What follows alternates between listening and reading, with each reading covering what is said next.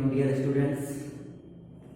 जैसा कि आप बोर्ड पर देख रहे हैं कि क्लास 12 सब्जेक्ट बायोलॉजी और जो लेसन 2 है जो पिछले वीडियो में शुरू किया था, लेसन 2 का ही एक अगला टॉपिक है लघु बीजाणु जनन। आज हम आपको बताएंगे लघु बीजाणु जनन। इंग्लिश में इसे कहते हैं माइक्रोस्पोरोजेनेसिस। क्या कहते हैं इंग्लिश में से?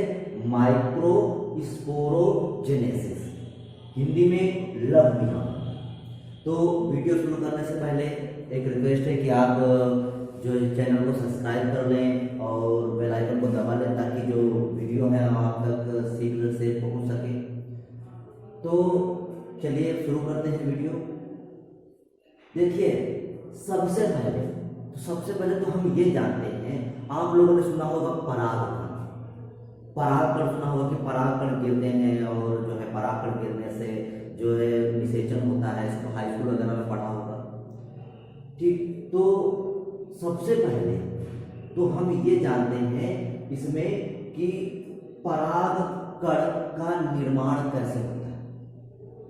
तो परागकण का निर्माण कैसे होता है तो हम ये पूरी प्रक्रिया पढ़ेंगे कि परागकणों का निर्माण कैसे होता है, ठीक। तो सबसे पहले तो परिभाषा जानते हैं लघु बीजाणु जनन की, माइक्रोस्पोरोजेनेसिस कि लघु बीजाणु जनन होता है। तो परागकणों और लघु बीजाणुओं के परिवर्धन, डेवलपमेंट, परागकण चाहे हम परागकण कहें चाहे लघु बीजाणु कहें, बात एक ही है, दोनों के एक ही नाम है। तो परागकण कहें या लघु बीजाणु कहें, दोनों एक ही बात है। चाहे पॉलन ग्रेन्स कहें चाहे माइक्रोस्पोर कहें। तो परागकण, फिर से ध्यान सुनिएगा परिभाषा। परागकण या लघु बीजाणु क्या है कि परागकण या लघु बीजाणु जनन क्या है? परागकणों या लघु बीजाणुओं के परिवर्धन की क्रिया, परागकणों या लघु बीजाणुओं के परिवर्धन की क्रिया को लघु बीजाणु जनन कहते हैं, ठीक, माइक्रोस्पोरोजेनेसिस कहते हैं।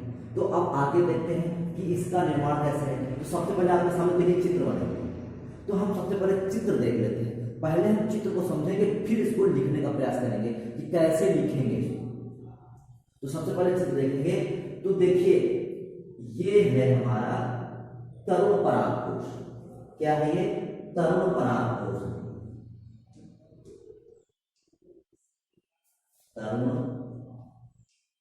परागकोश, ये तरुण परागकोश है। यंग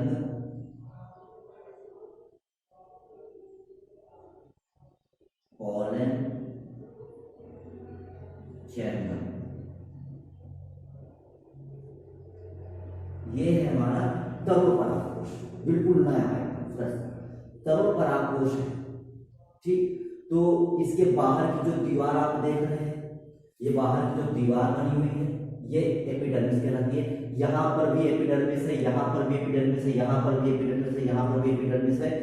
सब पूरा एपिडर्मिस, जो बाहर की जो लेयर है वो सब में एपिडर्मिस ही है, ठीक। तो बाहर की जो लेयर दिखाई दे रही है वो एपिडर्मिस है। इसके अंदर कोशिकाएं दिखाई दे रही हैं, तो इसके अंदर जो कोशिकाएं हैं वो मेरिस्टेमेटिक सेल्स है। मेरिस्टेमेटिक सेल्स को हिंदी में कहते हैं विभज्योतिकी कोशिका। तो इसके अंदर जो कोशिकाओं का जो समूह है वो विभज्योतिकी कोशिकाओं का है।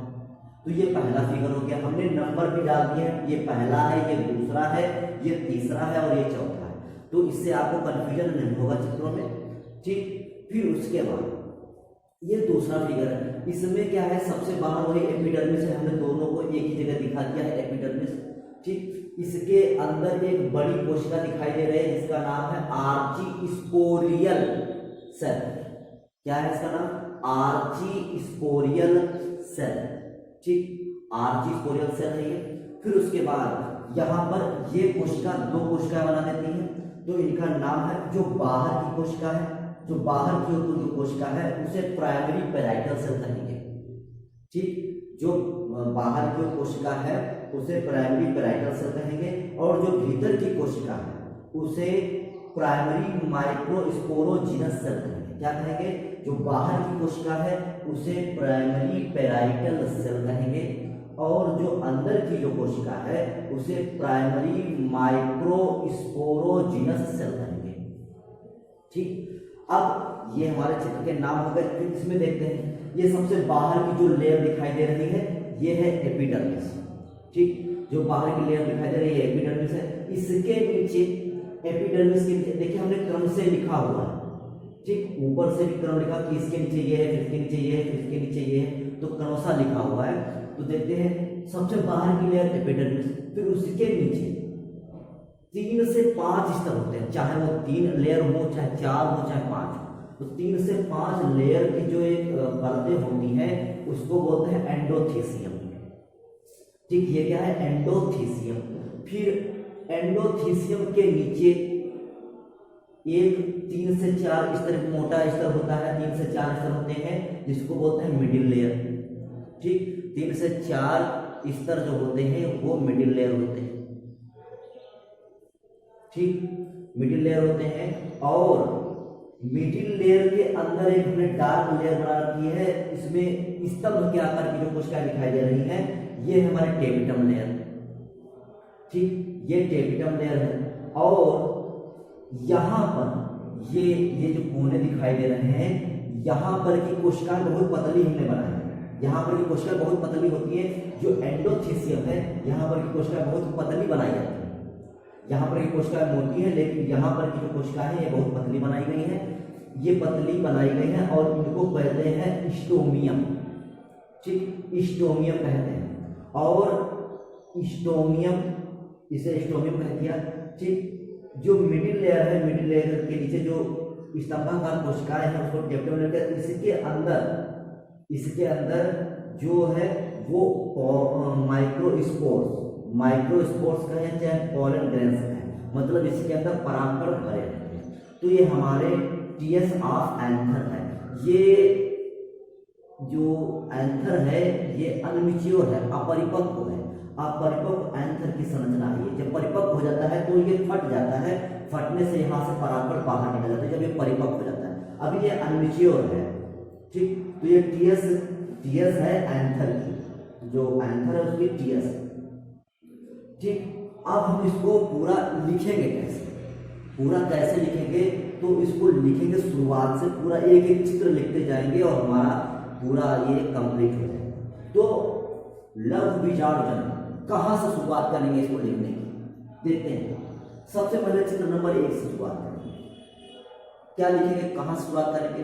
तो सबसे पहले हम परिभाषा से शुरुआत करेंगे। इसकी परिभाषा क्या है? लघु बीजाणुजनन की परिभाषा लिखेंगे कि परागकण, परिभाषा ध्यान सुनना, लघु बीजाणुजनन की परिभाषा या माइक्रोस्पोरोजिनस की परिभाषा क्या होती है? लघु बीजाणु या परागकण, लघु बीजाणु या परागकण के परिवर्धन की क्रिया, डेवलपमेंट, परिवर्धन की क्रिया को लघु बीजाणु जनन कहते हैं। अब होता क्या है कि इसमें एक बहुत तरुण परागकोश होता है। तरुण मतलब यंग, बिल्कुल नया। तरुण परागकोश होता है जो मेरिस्टेमेटिक सेल्स का समूह होता है। एक बहुत तरुण परागकोश है जो मेरिस्टेमेटिक कोशिकाओं का समूह होता है और चारों ओर से एपिडर्मिस से घिरा रहता है। चारों ओर से एपिडर्मिस से घिरा रहता है। हमारा चित्र एक, जो फिगर 1 है वो कंप्लीट हो गया। अब दूसरे चित्र, तो जो तरुण परागकोश है इसमें चारों कोनों की, देख रहे हैं ये चारों कोनों पर की एपिडर्मिस के नीचे हाइपोडर्मल कोशिका। तो जो एपिडर्मिस के नीचे हाइपोडर्मल कोशिका होती है, तो हाइपोडर्मल कोशिका चारों कोनों की, हाइपोडर्मल की एक एक कोशिका, हाइपोडर्मल की एक एक कोशिका चारों कोनों की आकार में अन्य कोशिकाओं से बड़ी हो जाती है। जैसा हम दिखाई दे रहा है कि यहाँ पर अन्य जो कोशिका है उनसे बड़ी कोशिकाएं होती हैं। तो चारों कोनों की हाइपोडर्मल कोशिकाएं आकार में अन्य कोशिकाओं से बड़ी हो जाती हैं। इन कोशिकाओं को आर्चीस्पोरियल सेल कहते हैं। क्या कहते हैं? आर्चीस्पोरियल सेल कहते हैं।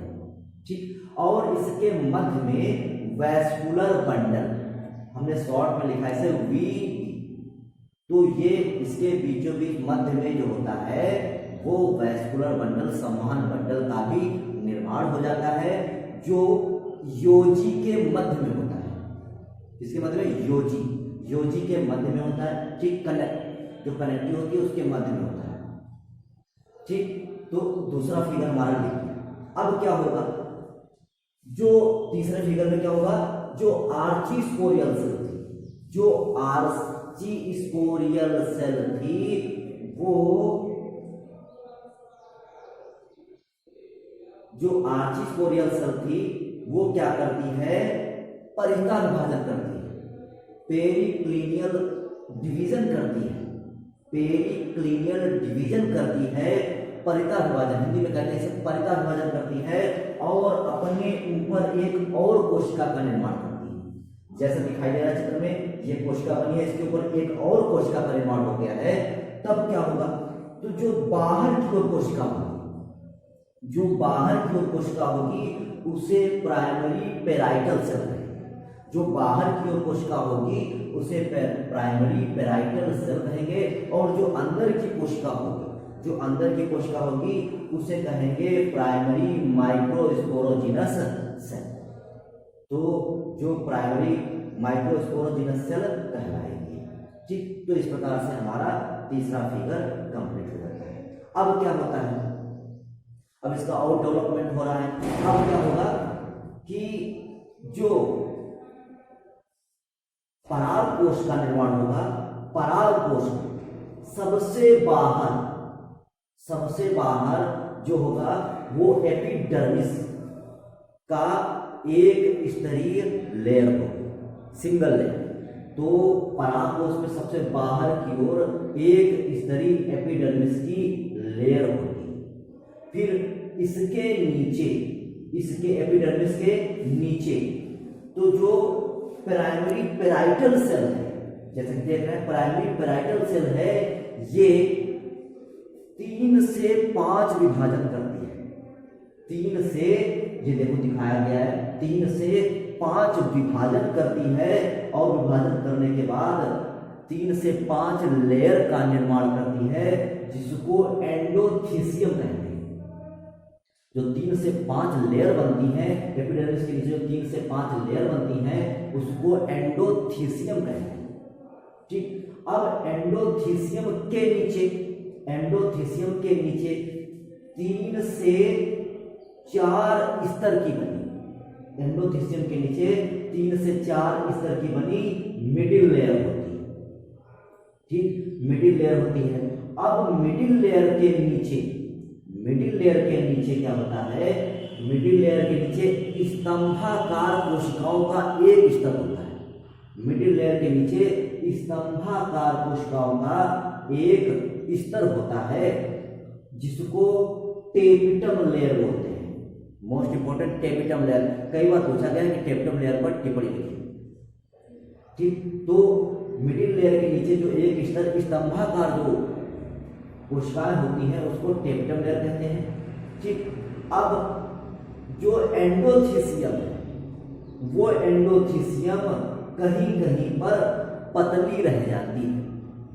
जो एंडोथीसियम है वो कहीं कहीं पर पतली रह जाती है, इसको स्टोमियम बोलते हैं। इस स्थान को स्टोमियम कहते हैं। क्या कहते हैं? स्टोमियम कहते हैं, स्टोमियम।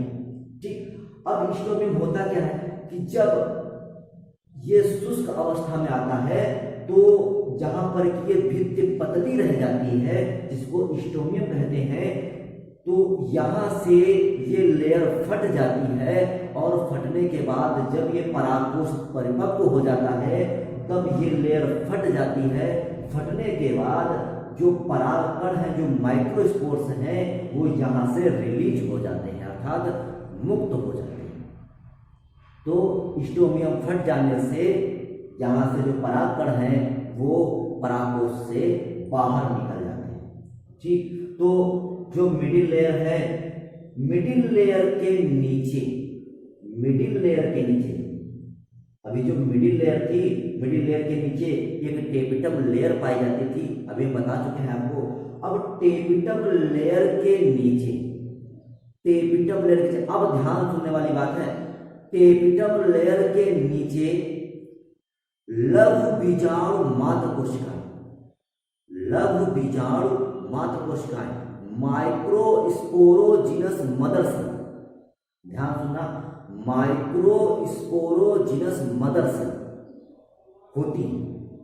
ठीक, माइक्रोस्पोरोजिनस मदर सेल होती हैं। जो माइक्रोस्पोरोजिनस मदर सेल होती हैं वो क्या करती हैं, वो अर्धसूत्री विभाजन करती हैं, अर्धसूत्री विभाजन करती हैं, और अर्धसूत्री विभाजन के फलस्वरूप बहुत सी मात्र कोशिकाएं होती हैं, माइक्रोस्पोरोजिनस मदर सेल होती हैं, उसमें से बहुत सी नष्ट हो जाती हैं। जो माइक्रोस्पोर मदर सेल एक्टिव होती है, सक्रिय होती है, वो क्या करती है, वो अर्धसूत्री विभाजन करती है, अर्धसूत्री विभाजन करती है, और अर्धसूत्री विभाजन के फलस्वरूप, अर्धसूत्री विभाजन के फलस्वरूप 4 परागकणों का निर्माण करती है। ध्यान से सुनना, ये बहुत आगे इंपॉर्टेंट है कि एक लघु बीजाणु मात्र कोशिका 4 परागकणों का निर्माण करती है। कितने परागकणों का? 4 परागकणों का निर्माण करती है। इस प्रकार से परागकोश के अंदर लघु बीजाणुओं का निर्माण या परागकणों का निर्माण हो जाता है। ठीक, इस प्रकार से आप चित्र पूरा एक बार देखें और इसको समझें, समझ में आ जाएगा। ठीक, और समझने के बाद आप इसमें जो भी कुछ पूछना हो तो आप कमेंट्स के द्वारा पूछ सकते हैं। अब इसके रिलेटेड कुछ फैक्ट हैं जो हम फैक्ट आपको बताने वाले हैं। तो जो कुछ फैक्ट है वो फैक्ट आप देख लीजिए। तो देखते हैं, टाइफा एक प्लांट होता है, टाइफा में चारों परागकण, जो टाइफा होता है, टाइफा में जो चारों परागकण होते हैं वो एक साथ जुड़े रहते हैं, एक साथ जुड़े रहते हैं, अतः इन्हें संयुक्त परागकण कहते हैं। क्या कहते हैं? टाइफा में संयुक्त परागकण पाए जाते हैं क्योंकि ये आपस में जुड़े रहते हैं, संयुक्त रहते हैं। ठीक, और जो दूसरा फैक्ट है इसका, जो मदार है, मदार कैलोट्रॉपिस, जो मदार है कैलोट्रॉपिस में जो लघु बीजाणु होते हैं वो मिलकर, सभी लघु बीजाणु मिलकर एक विशेष संरचना बनाते हैं जिसको परागपिंड या पॉलिनियम कहते हैं। उम्मीद है कि आपको ये टॉपिक समझ में आया होगा। अगर कोई भी प्रॉब्लम है तो आप कमेंट्स में पूछ सकते हैं। Thank you.